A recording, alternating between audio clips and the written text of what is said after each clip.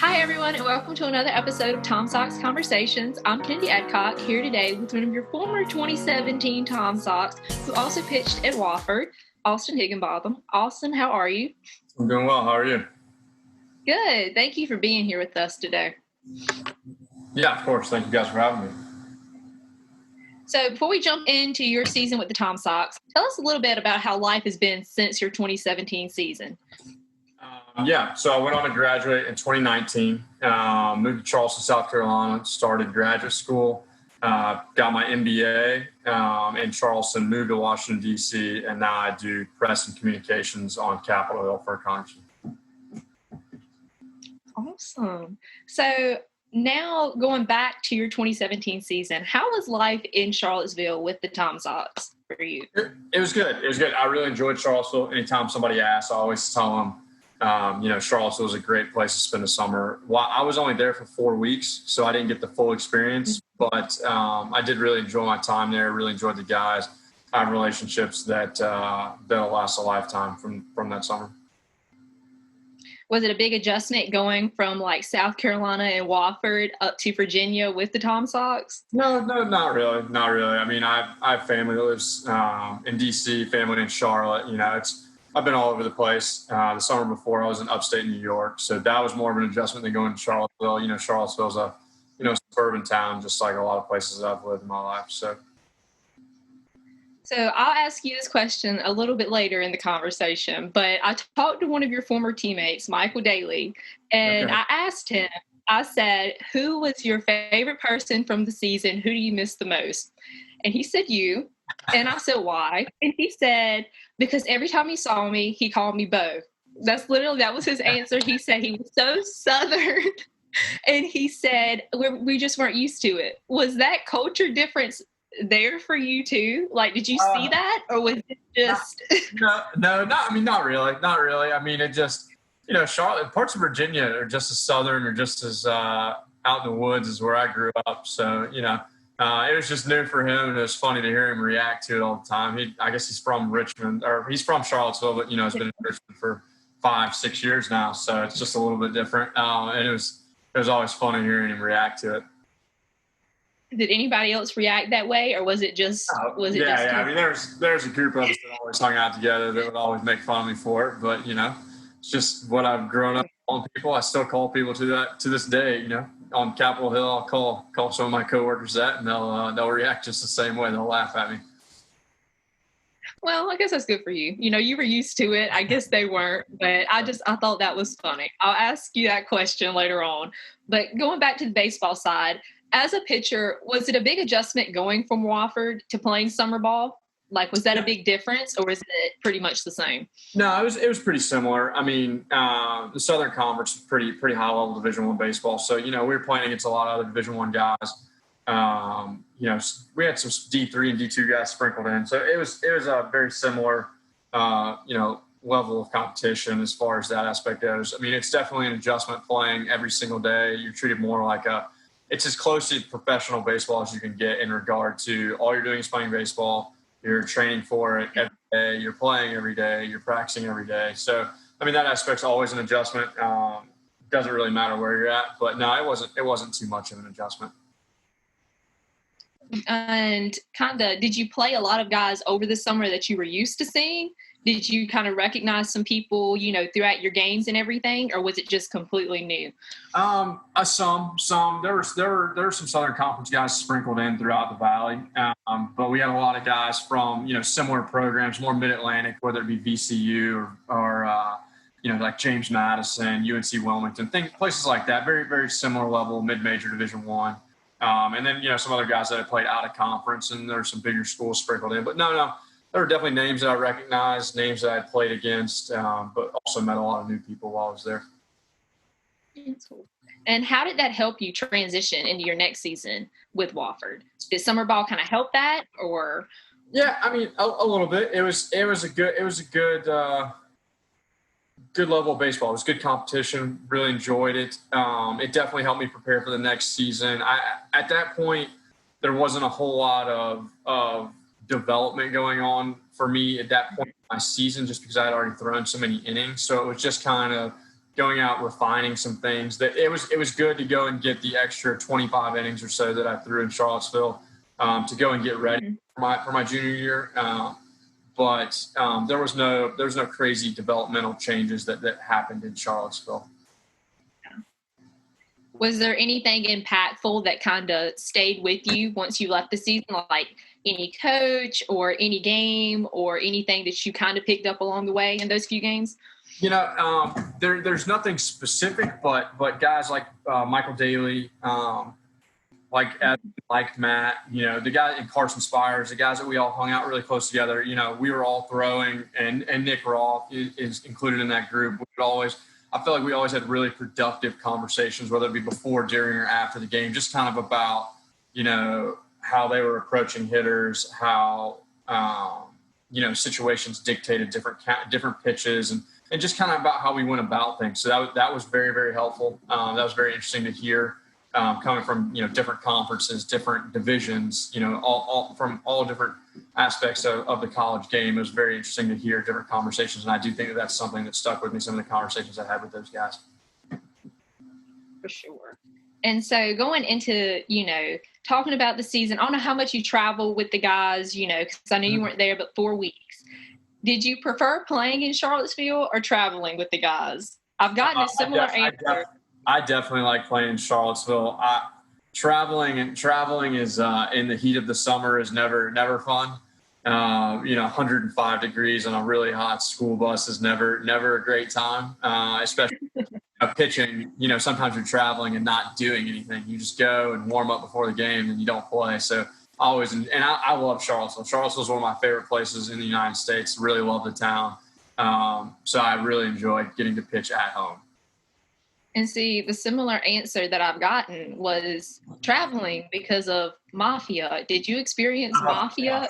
I mean, of course, that's a staple in college baseball across America. So of course I ventured into the Mafia games, but it still was a lot better to play at home and get to sleep in your own bed and not get home at 4 a.m. Can you explain Mafia to us a little bit, or is it still classified? Because you probably Daly or Matt Olson, one of those guys, they could probably explain it a lot better than I can. I've asked, and apparently it's classified. So I keep asking until somebody just slips up, and maybe you'll tell me. But I'll let somebody else explain that. So, out of all of that, what was it like being on the championship team that year? Like, how you weren't, but I mean, how was it being on that team? Like, did you expect, for it to end like that? Yeah, that was, that was a really good baseball team. From the first couple of weeks when I was there, we were beating people really, really bad.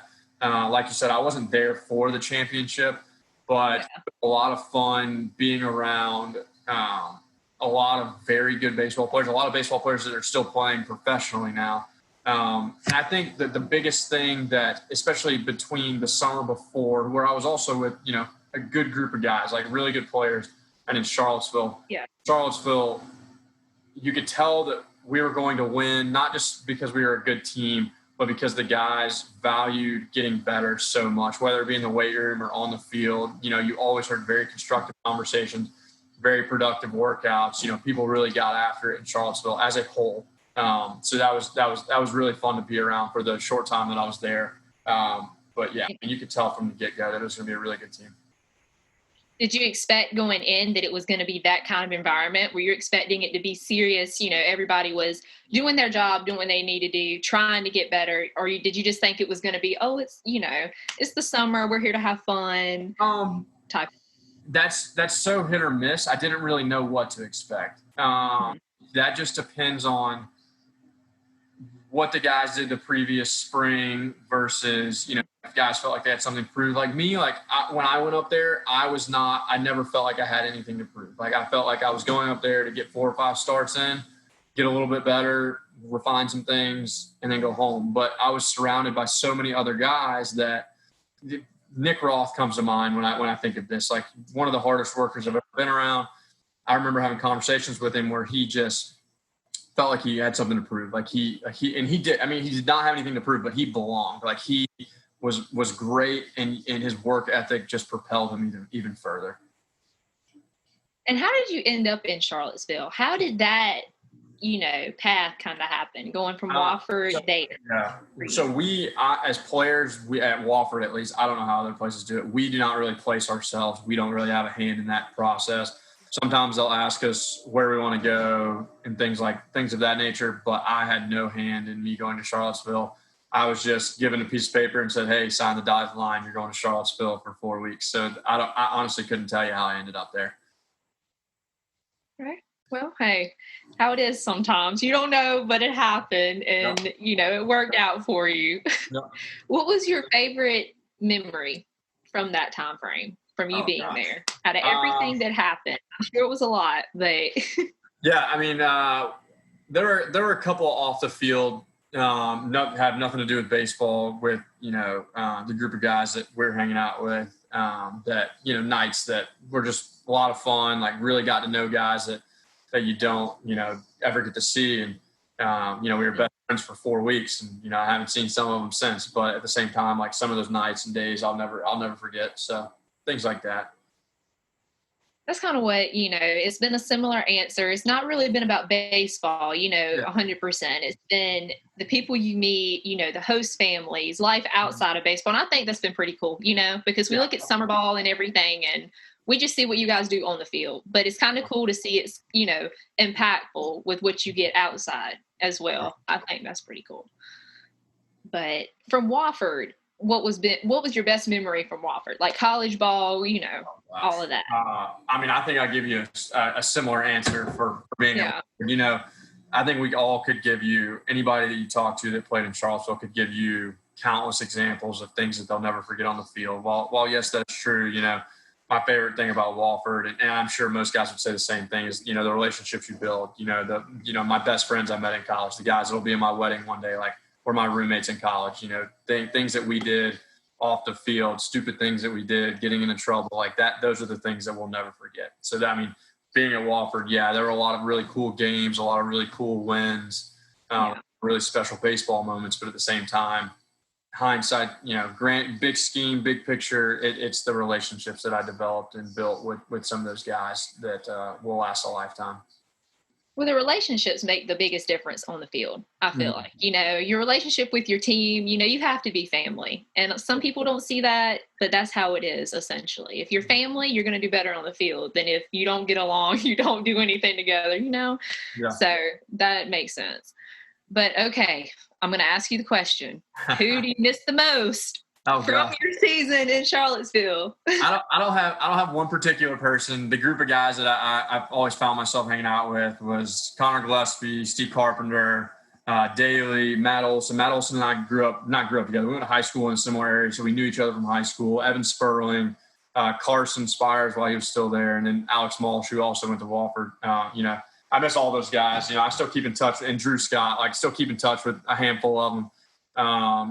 Being in DC, there's some of them in the DC metro area, the DMV, and then some in Richmond, which isn't far. But, I miss all the guys, all those guys. We had really good relationships. We had a great summer. Like I said, we were best friends for 4 weeks, and then just kind of what happens. You go back to what you were doing. So I do miss all of those guys. And I'm sure they're all doing really well. Well, see, I forced everybody else to tell me one person. So you're going to have to. I forced everybody else. Then I guess I have a scapegoat, though, because Matt Olson and I grew up together. So I'm going to say Maddie. I haven't seen Maddie in like a year and a half. So we'll go Matt Olson. Does it make you feel good to know you were somebody's favorite person? Like, for me to tell you that you were somebody's favorite person, does that make you better? I guess. Daly's a character. So. That's funny, because when I asked him, he was just like, nobody from the North says Bo. And he just said it all the time. And it was just, that's cool. Okay. Well, thank you for your time today, Austin. I know you're busy. We know you are. And thank you for talking with us and catching up a little bit. Of course. Everyone, make sure to follow Tom Sox on all social media and Valley Baseball League as well.